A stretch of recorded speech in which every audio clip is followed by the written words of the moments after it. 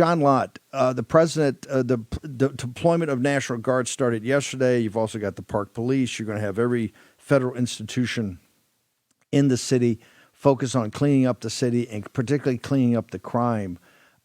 People have talked about this and stumbled around on this for years, and now they're throwing out, oh, the crime statistics are down. It's all nonsense. The crime is out of control in Washington, D.C., and everybody knows it. And everybody that lives there, whether you're progressive or whether you're right-wing reactionary. Your thoughts about how President Trump's doing with the deployment of the National Guard and others, because right now we essentially are seizing the institutions of the capital city, sir. Yeah, well, I hope this is a template for the rest of the country. I mean, Democrats have been saying there's nothing you can do to go and fix the crime problem. And just like with the border being fixed, I think that this is going to make a real difference. Look, right now, D.C., or before Trump did this, D.C. only had about 400 or so patrol officers on duty at any point in time. For a city of 721,000 people, that, as the police unions have said, they were being stretched extremely thin and weren't able to go and do their job, plus all the other restrictions they're put on them.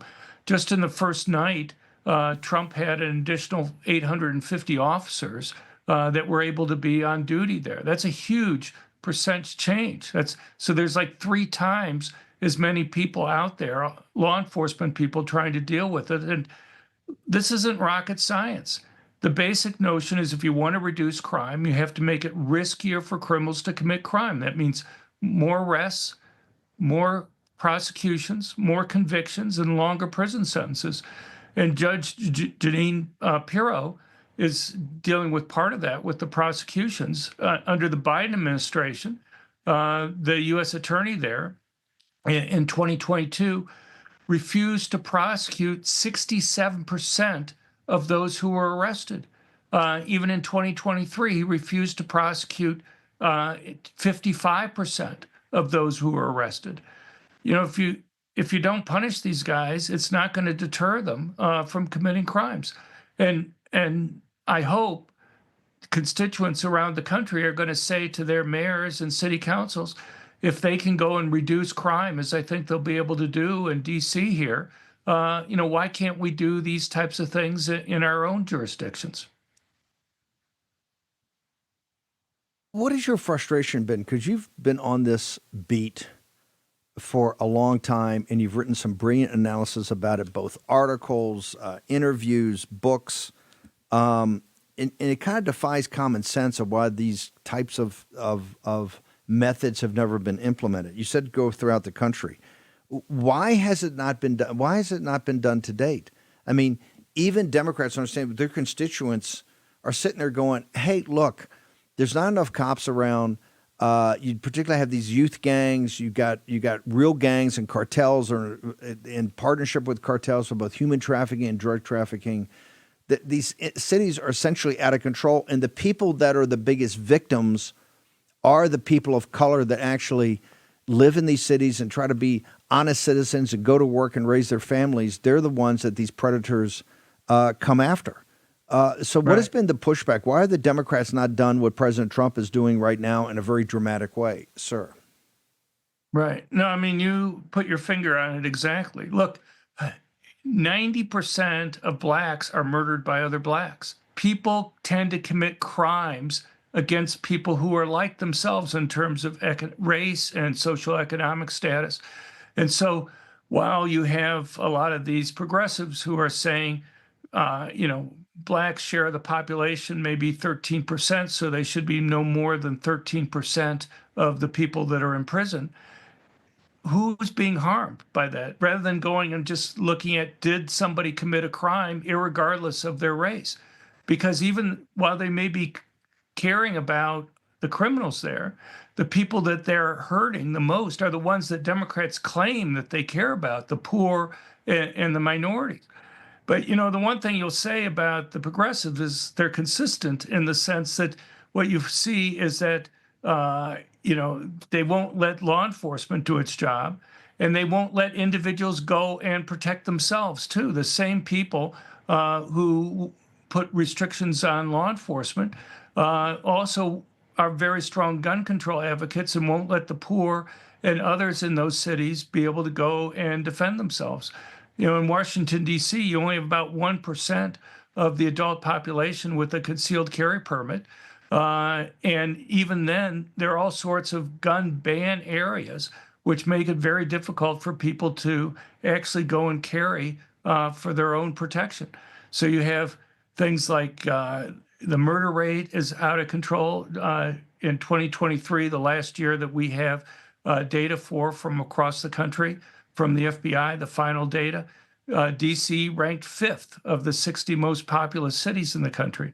They'll go and point out that things like carjackings fell in 2024, and they were down to 496 from the 990 the year before.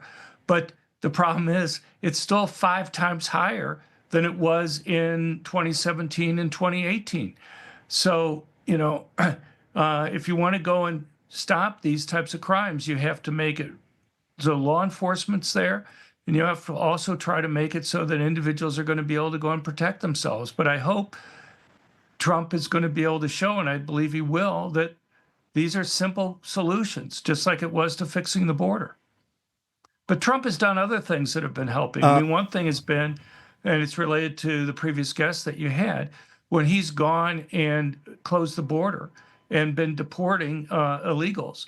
One way, he's not only deported a lot of criminals, but the other criminals that are there, one way to keep from being arrested and deported is to keep your head down and not commit much crime right now. Because if they're not on police radars, because they're not committing crimes, they're less likely to be arrested and then deported. And so I think one of the reasons why we've been having crime go down nationally right now is because of his immigration policies. You've talked about this as a template, and we're a big advocate of that, and we believe that this is a template for particularly Los Angeles, Chicago, and New York City. And we understand what's happening politically in New York City. Chicago, the mayor is already saying that we don't want you. In Los Angeles, they're trying to do everything to thwart law and order. Walk me through, how can this be a template to basically from Los Angeles, let's just deal with those big three, Los Angeles, Chicago, and New York. How could this possibly be a template for actually getting crime out of these cities, sir? Well, I mean, in New York, the leading Democrat nominee there, he wants to go and replace police officers with social welfare workers. He wants to go and make it so that people aren't going to be able to be punished. He's in the past advocating getting rid of jails and other types of things like that, saying that it doesn't deter them. You know, people are going to be able to see whether those types of claims are right or wrong with this big increase in arrests and prosecutions and convictions they're going to be occurring. My guess is, it's going to be hard for them to go and deny the evidence. I just want to, in closing, have this discussion about Judge Janine. Now we have a special situation in Washington D.C. with the U.S. Attorney there, where you have New York and you have Chicago, you have Los Angeles, you have these Soros-backed local prosecutors. How can, for instance, the Southern District of New York? I mean, what do you have to do? Because it's twofold. Number one, you deploy more resources. Maybe National Guard, you get more police officers on the street, a bigger show of force to thwart the criminals and make arrests, but then you got to prosecute. How do you do that in these other cities, John? Right. Well, I mean, D.C. is a little bit of a unique case in the sense that the U.S. Attorney there handles prosecutions involving adults. She's asked for changing the rules to allow her to be able to go after juveniles because the prosecutors in D.C., the local ones, go and handle those cases, and they have not been particularly tough on those cases. Even when they've gotten prosecutions and convictions, they've often asked for those individuals not to have any real formal punishment that's there. And that's one reason why the juvenile crime in D.C. has really been the most serious problem and out of control. But you have people like Alvin Bragg in Manhattan, he has refused to go and prosecute firearms violations.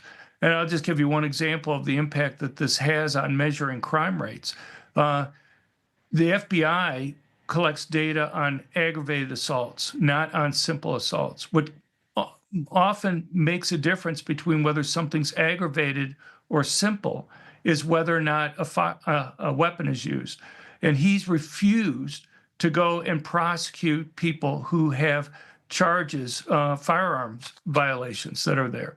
And so now what that's done is that's made it so that the police in many areas are not recording whether a firearm was used there because they don't want the prosecutors yelling at them later, because the prosecutors, Alvin Bragg's office, doesn't want to take responsibility for reducing the charges on these individuals. So they go and they try to put pressure on the police not to record it in their initial police reports that are there. And that's one reason why, it may look like crime is falling more when you look at the FBI data in a place like New York than it actually is. So there's kind of political benefits for them kind of playing with these numbers. And of course, DC's had its own problems, and the police unions there accusing them of kind of hiding the crime data that's there. But, it's at least you can say they're consistent. They just don't think punishment matters for whether or not people commit crime or not. You kind of wonder whether these individuals have ever had children. Anybody who's had kids know that you have to go and give them kind of clear guidelines of what they can do or not, and make sure that they know that there'll be punishment. But as an economist, it seems pretty obvious to me. If the price of apples go up, people buy fewer apples. If you want to have less crime, you make it costlier and riskier for criminals to commit crime. John, social media and website. We got to bounce. We got about 30 seconds. Where do people go to get all your writings and your books? Well, thanks. Our website's crimeresearch.org, crimeresearch.org. And my X account is my name, John R. Lott, Jr. But thank you very much for being there. Dr. John Lott, always amazing.